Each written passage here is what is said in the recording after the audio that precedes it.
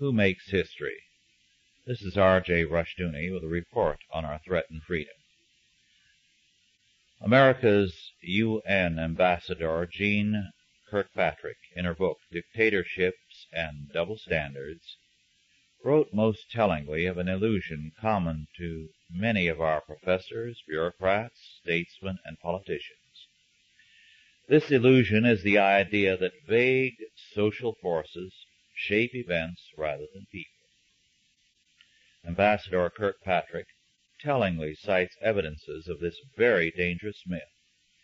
If social forces create events, then it becomes necessary for civil government to engineer those forces which will create the desired results. Such a belief, however, makes people the creatures of forces rather than God's creation. It also reduces man to a helpless piece of driftwood on an ocean of social forces. Such thinking is radically alien to our biblical faith and heritage.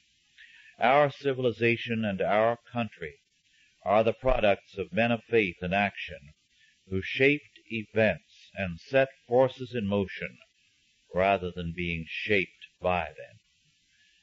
I submit that this belief that social forces shape events is a new religion, not sound sociology. I submit also that it is a very damaging faith. It produces pessimism and a sense of futility.